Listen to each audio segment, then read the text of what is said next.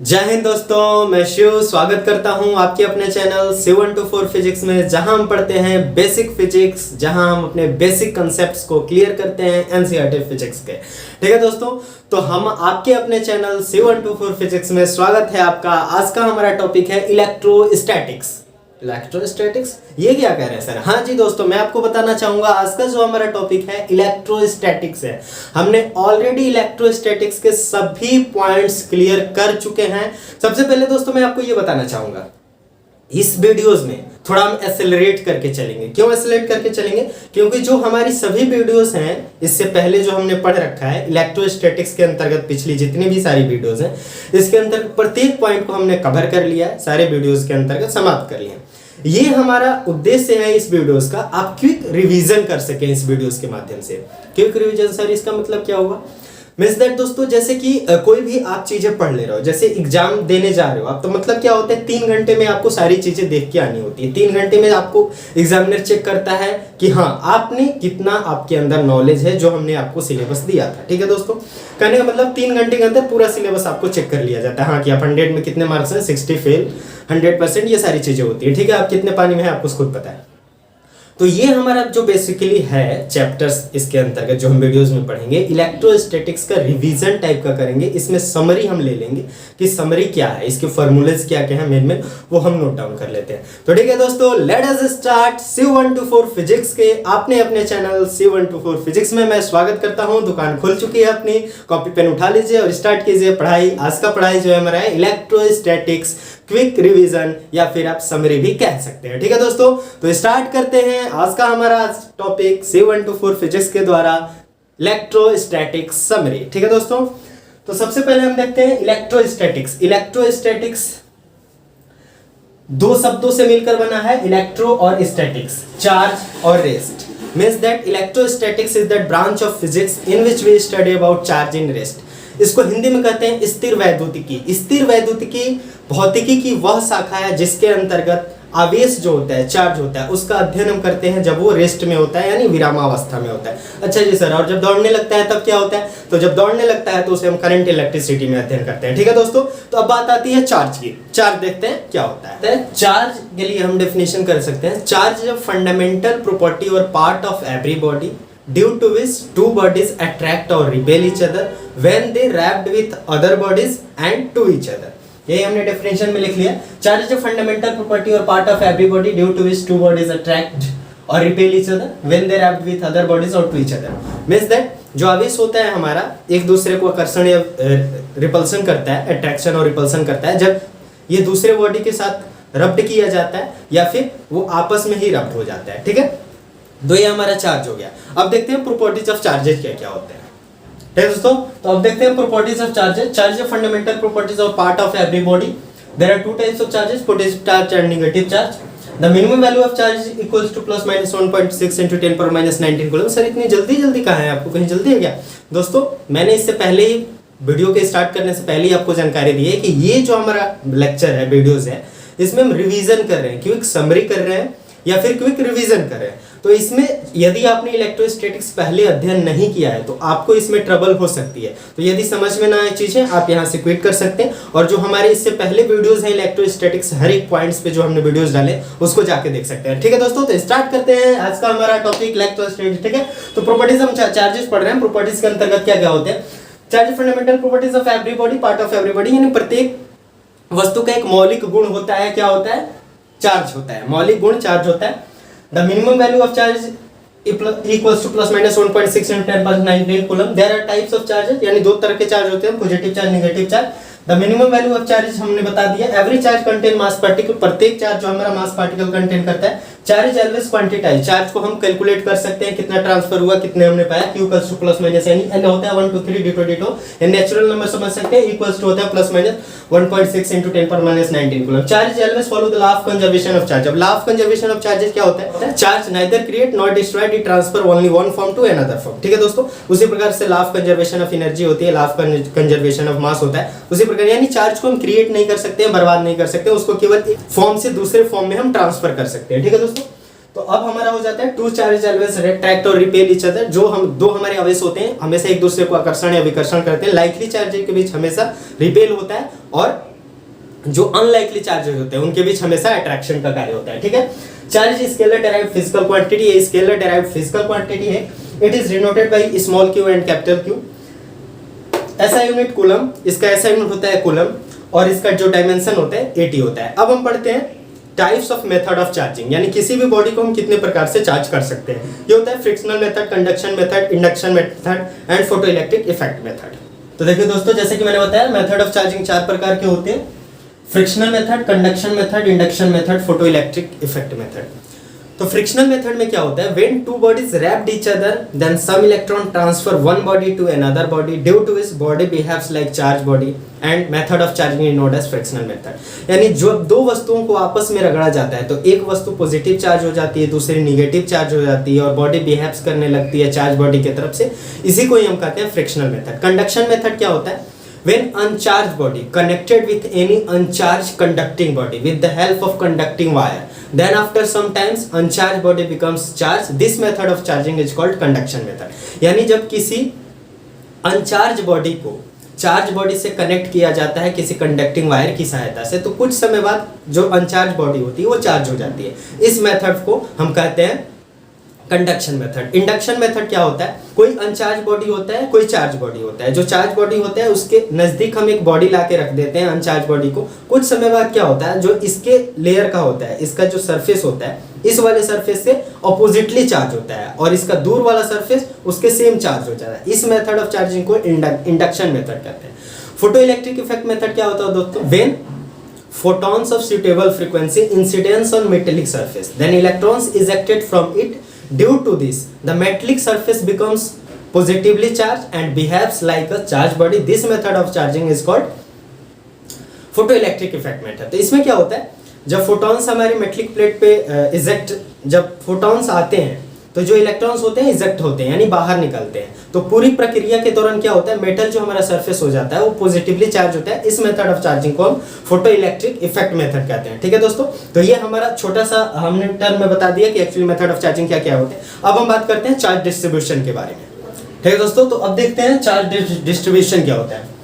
When a body charged, then charges disturbs upon whole body, which is called distribution of charges। यानी जब body charge हो जाती है तो उस चार्ज को डिस्ट्रीब्यूट करने के लिए बराबर मात्रा में या फिर अनबराबर मात्रा में, इक्वल एंड अनइक्वल बराबर में भाग में बांटा जाता है चार्जेस को, उसी को हम डिस्ट्रीब्यूशन में चार्जेस कहते हैं। यानी कितने चार्जेस कहाँ कहाँ रखे हैं हमारे। ठीक है, नॉर्मल शब्दों में तो ये हमारे दो तरफ से होते हैं, uniform distribution, non uniform distribution. Uniform distribution में होता है when equal amount of charges placed equal length, equal area और equal value is called uniform distribution of charge. यानी नॉर्मली समझने के लिए क्या होता है, यूनिफॉर्म डिस्ट्रीब्यूशन होता है यानी इक्वल एरिया में इक्वल अमाउंट ही चार्जेस होते हैं, चाहे वो लेंथ हो, एरिया हो, वॉल्यूम हो। नॉन यूनिफॉर्म में क्या होता है, चार्जेस तो हमारे उतने ही होते हैं लेकिन एरिया हमारे सेम होते हैं, बट चार्जेस क्या होते हैं, कम या ज्यादा हो सकते हैं। इसको नॉन यूनिफॉर्म चार्ज डिस्ट्रीब्यूशन कहते हैं। ऐसा तो नहीं है दोस्तों ये थोड़ा ज्यादा ही स्पीड हो जाए। ठीक है, थोड़ा नॉर्मली हमारे ये क्या है, क्विक रिवीजन है, समरी है, तो इसमें चीजों को हम जल्दी जल्दी पढ़ रहे हैं। ठीक है दोस्तों, ठीक है कोई बात नहीं, चलते रहिए। जय हिंद दोस्त, जय हिंद करते रहिए, आगे बढ़ते रहिए, कोई इशू नहीं। ये हमारा टॉपिक है। अब आगे हम बढ़ते हैं, चार्ज डिस्ट्रीब्यूशन के बाद हो जाता है चार्ज डेंसिटी। चार्ज डेंसिटी क्या होता है उसे देखते हैं। चलिए दोस्तों, तो अब हमारा क्या है, चार्ज डेंसिटी।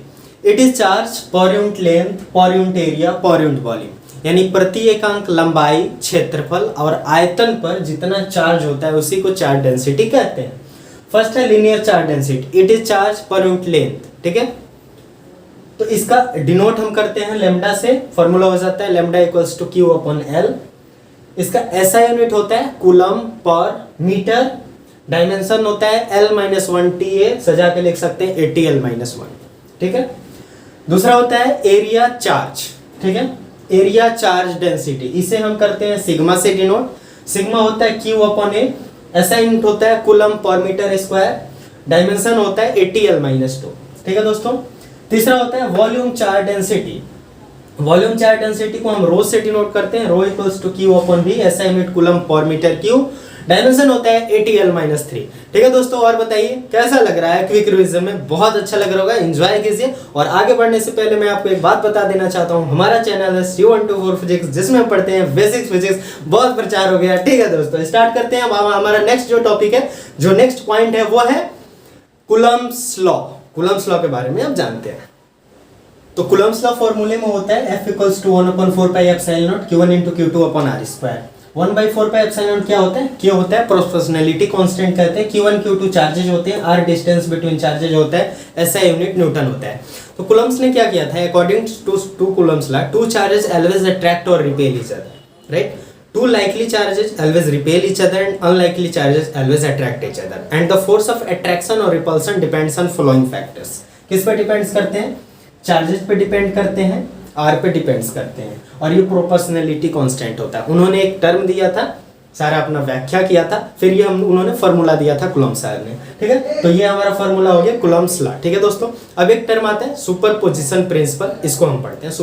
दोस्तों, तो सुपरपोजिशन प्रिंसिपल क्या होता है? यानी किसी एक से ज्यादा फोर्स हो, यहाँ पे एक चार्ज है, विभिन्न चार्ज के बेस फोर्स अप्लाई हो रहा है, तो इसमें हम सुपरपोजिशन प्रिंसिपल अप्लाई करते हैं। यहाँ पे मान के चलिए Q है, और इस पॉइंट पे Q1 चार्जेज हैं, Q2 चार्जेज हैं, Q3 चार्जेज हैं, Qn चार्ज हैं। ठीक है दोस्तों, तो यहाँ पे क्या हो जाता है? F factor = F1 F2 F2 D2 D2 Fn।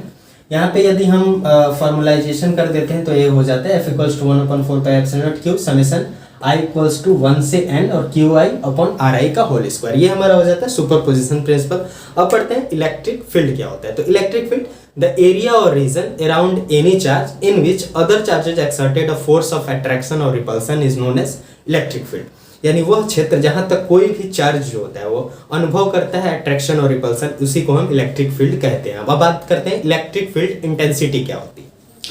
ठीक है दोस्तों, तब स्टार्ट करते हैं electric field intensity. Electric field intensity क्या होता है? The force per unit test charge inside an electric field at a point is called electric field intensity at that point. यानी इलेक्ट्रिक फील्ड इंटेंसिटी होता है electric field में किसी point पे उसकी इंटेंसिटी निकालने को ही इलेक्ट्रिक फील्ड इंटेंसिटी कहते हैं।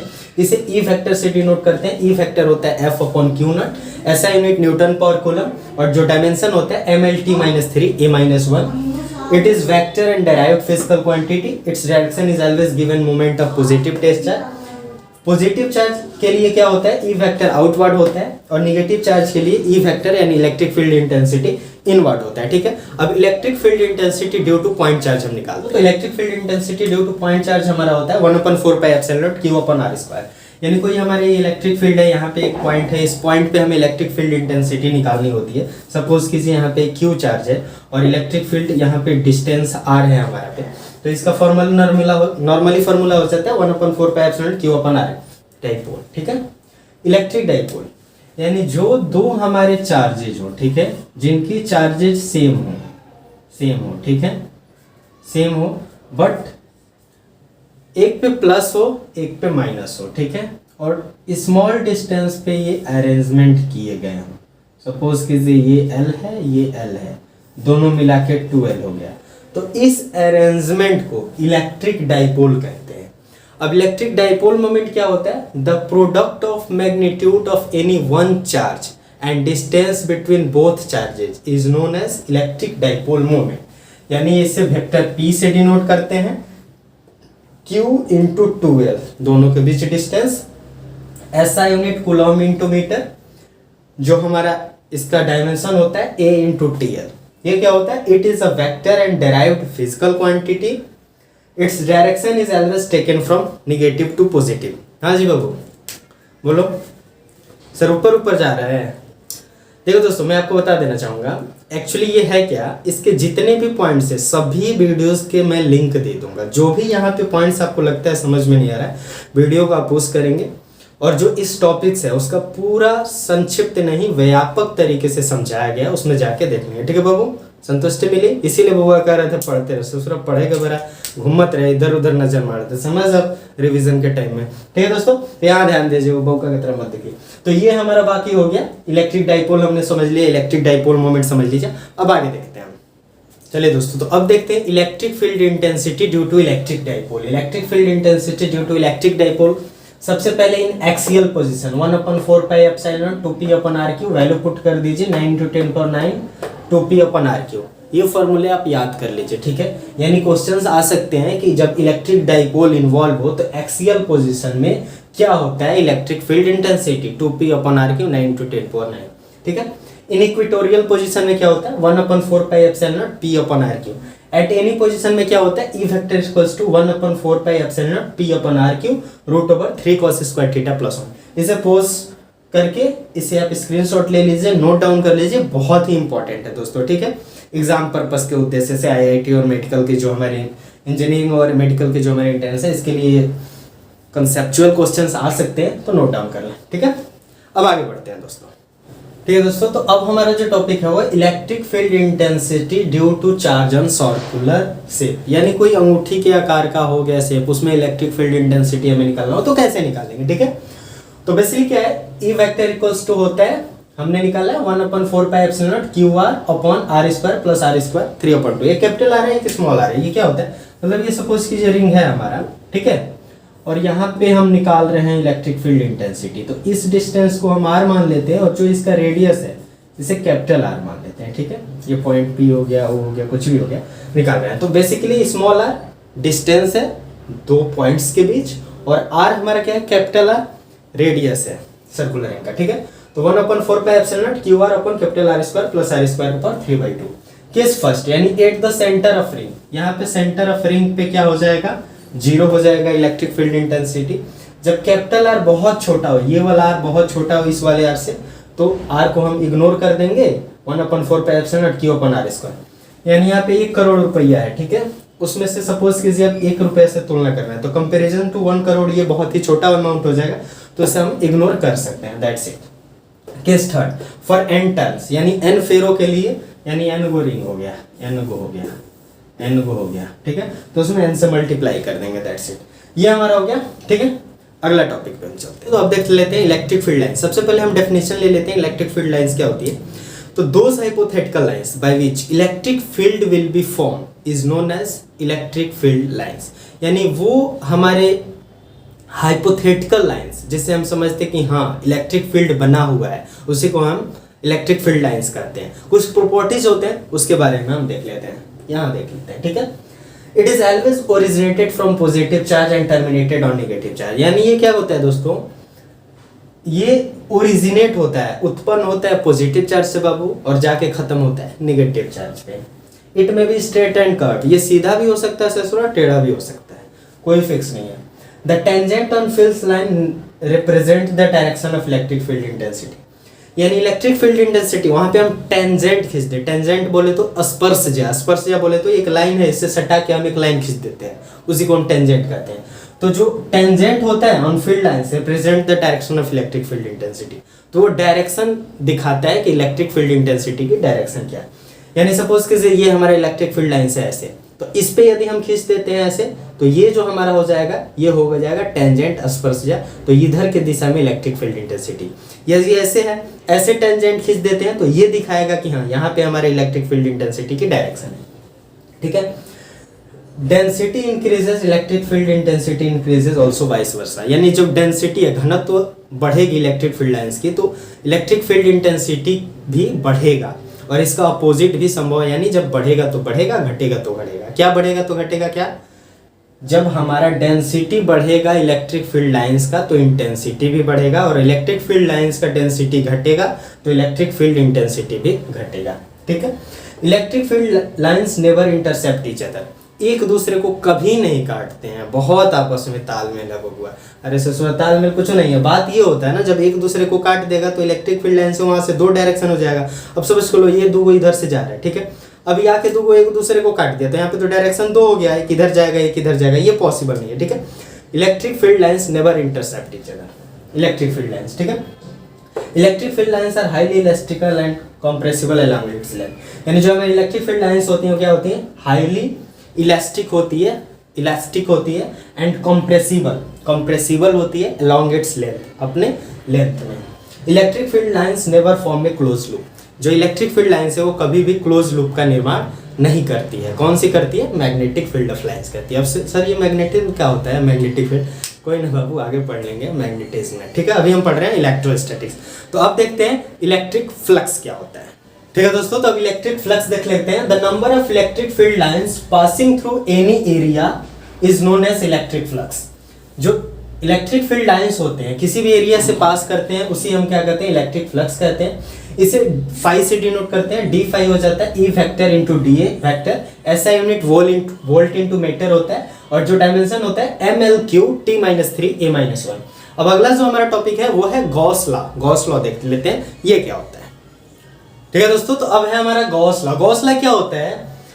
According to Gauss law, total electric flux through a closed body is 1 upon epsilon times of total charge enclosing it। यानी गॉस थ्योरम के अनुसार जो टोटल इलेक्ट्रिक फ्लक्स होता है किसी भी क्लोज लूप से जब वो पास होता है 1 upon एप्सिलॉन टाइम्स होता है, जो चार्ज होता है उसके टाइम्स होता है, ठीक है। यानी इसको डेरिवाइव फॉर्मूले के तौर पे देते हैं, phi equals to q upon epsilon होता है, ये गॉस लॉ होता है। अब एक हमारा लास्ट टॉपिक है एप्लीकेशन ऑफ गॉस लॉ, जो हमारा फर्स्ट चैप्टर है इलेक्ट्रिक चार्जेस एंड फील्ड्स। इसका लास्ट टॉपिक जो है एप्लीकेशन ऑफ गॉस लॉ, उसे देख लेते हैं। तो एप्लीकेशन ऑफ गॉस लॉ देख लेते हैं। Electric field intensity due to charge long straight wire हो जाता है, E vector equals to 1 upon 2 pi epsilon naught lambda upon are.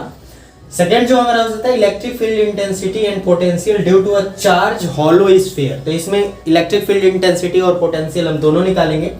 तो जो हमारा इंटेंसिटी हो जाता है outside the sphere 1 upon 4 pi epsilon naught q upon r square. अब इसमें भी एक टर्म आ जाता है r, ठीक है। तो ये हमारा r है, ये हमारा r है, ठीक है। ये जो हमने पहले रिंग के बसे में पढ़ा था वही। v हो जाता है 1 upon 4 pi epsilon naught q upon r। Surface of sphere 1 upon 4 pi epsilon naught q upon r square, capital R हो जाता है, यानी सरफेस पे हम निकालना है v 1 upon 4 pi epsilon naught q upon r हो जाता है। इनसाइड द स्फीयर हो जाता है इलेक्ट्रिक फील्ड इंटेंसिटी 0 हो जाता है, v equal to 1 upon 4 pi epsilon naught q upon r। तो ये हमारा दोस्तों रहा जो फर्स्ट चैप्टर है। अब सेकंड चैप्टर स्टार्ट करते हैं, इलेक्ट्रोस्टैटिक पोटेंशियल एंड कैपेसिटेंस। चलिए दोस्तों, तो अब टॉपिक हमारा इलेक्ट्रोस्टैटिक पोटेंशियल। तो इलेक्ट्रोस्टैटिक्स के बेसिकली एनसीईआरटी दो भागों में बांटा है, first electric charges and fields and दूसरा जो हमारा इलेक्ट्रोस्टैटिक पोटेंशियल एंड कैपेसिटेंस। तो लगभग आधे घंटे की वीडियो में हमने क्या किया, जो फर्स्ट चैप्टर है उससे कंप्लीट किया, बच गया second electrostatic potential and capacitance. तो इसका फर्स्ट जो टॉपिक है वो है इलेक्ट्रोस्टैटिक पोटेंशियल। इसको हम देख लेते हैं क्या होता है।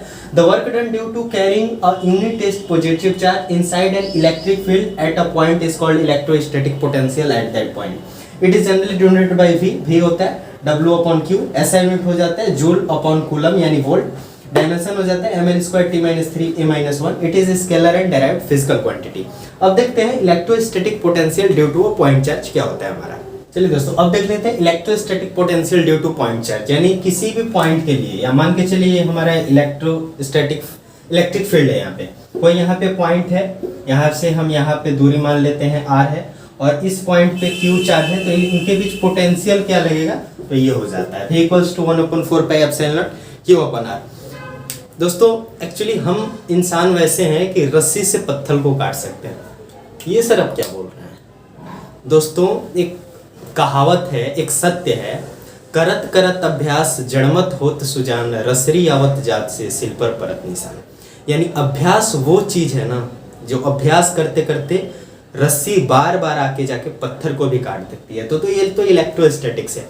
मैं शिव आपके अपने चैनल 724 फिजिक्स में क्या पढ़ा रहा हूँ, समरी पढ़ रहे हैं, क्विक रिवीजन पढ़ रहे हैं, क्या पढ़ रहे हैं, इलेक्ट्रोस्टैटिक्स का क्विक रिवीजन पढ़ रहे हैं, ठीक है। तो अब आगे बढ़ते हैं अगले टॉपिक की तरफ, ठीक है दोस्तों। तो अगला टॉपिक हमारा electrostatic potential due to electric dipole. यानी सपोज कीजिए ये हमारा इलेक्ट्रिक डाइपोल है। इलेक्ट्रिक डाइपोल हम समझते हैं ये क्या होता है, डिस्टेंस हो जाता है 2l, ठीक है। अब ये हमारे इलेक्ट्रिक डाइपोल है, इसके चलते एक्सियल में क्या हो जाएगा, इक्वेटोरियल में क्या हो जाएगा, और एट एनी पोजीशन में हमारे इलेक्ट्रोस्टैटिक पोटेंशियल क्या हो जाएंगे। तो सबसे पहले एक्सियल में देखते हैं। एक्सियल में यहाँ पे कोई पॉइंट है, वो यहाँ पे यदि कोई चार्ज q है, तो इसके लिए क्या हो जाता है, in axial position 1 upon 4 pi epsilon naught p upon r square formula हो जाता है। इन इक्वेटोरियल पोजीशन में 0 हो जाता है, यानी यहाँ पे हम निकालेंगे तो 0 हो जाता है, और एट एनी पोजीशन कहीं भी निकालने के लिए हो जाता है 1 upon 4 pi epsilon naught p cos theta upon r square. ये हमारा हो गया electrostatic potential due to electric dipole, ठीक है दोस्तों। तो अब देख लेते हैं torque on an electric dipole inside an external uniform electric field. यानी टॉर्क हो हमारा, टॉर्क जैसे दरवाजा एक अच्छा एग्जांपल है, दरवाजा जब खोलते हैं तो उसमें टॉर्क एक एक्सपीरियंस होता है। तो torque on an electric dipole inside an external uniform electric field, उसका फॉर्मूला हो जाता है tau equals to P sine theta. P क्या है, डाइपोल मोमेंट है, ई क्या है, इलेक्ट्रिक फील्ड इंटेंसिटी है, साइन थीटा क्या है, यहाँ पे डायरेक्शन को रिप्रेजेंट करता है एंगल के साथ, ठीक है।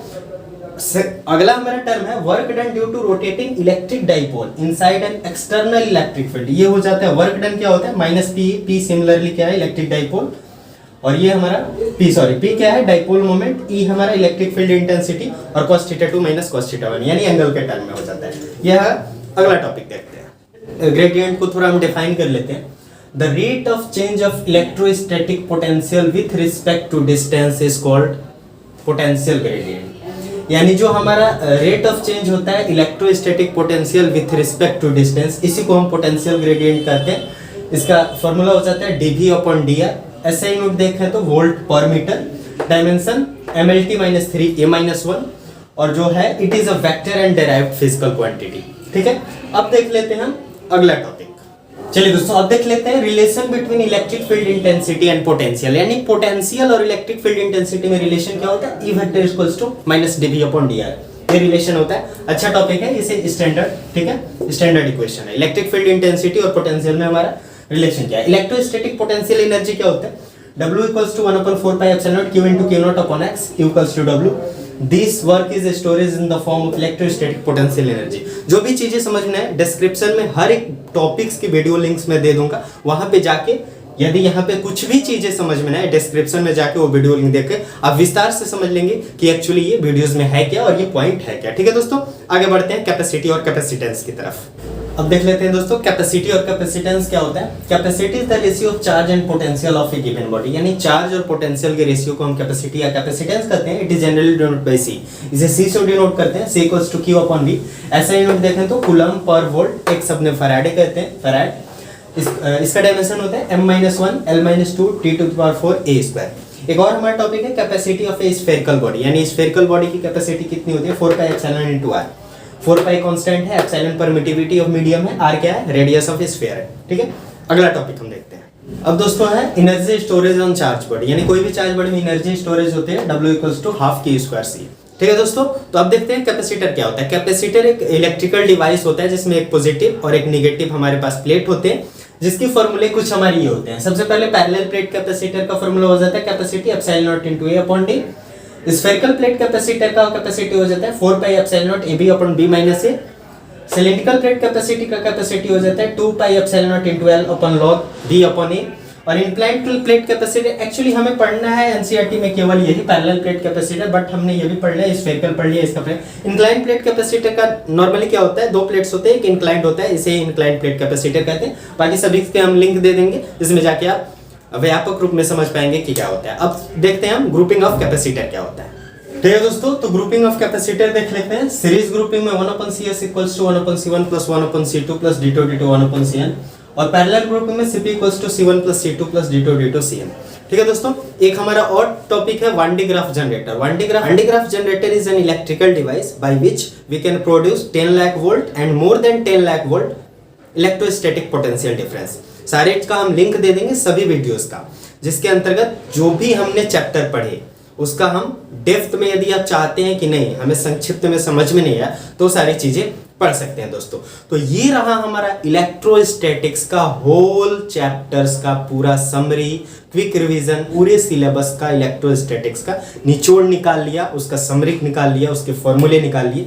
इसे हम रिवीजन कर लेंगे, सारी चीजें पढ़ेंगे, आगे बढ़ेंगे। इसके अंतर्गत जो भी इलेक्ट्रोस्टैटिक्स के न्यूमेरिकल्स हैं वो हम बना सकते हैं, क्योंकि सारे हमने फॉर्मूले रिवाइज इसके अंतर्गत कर लिए, ठीक है दोस्तों। तो ये हमारा रहा topic electrostatic potential and electric field and charges, जो अंतर्गत आता था इलेक्ट्रोस्टैटिक्स का। सभी हमने एक वीडियोस में सभी कॉन्सेप्ट डाल दिए, सभी का मैं लिंक दे दूंगा। जो भी आपको क्वेरी हो, जो भी आपको दिक्कत हो, वीडियोस के अंतर्गत देख सकते हैं, कमेंट करें, यदि किसी भी प्रकार का दिक्कत हो। मिलते हैं नेक्स्ट वीडियो में किसी अच्छे टॉपिक पे बात करते हैं। जय हिंद दोस्तों, अपना ख्याल रखिएगा।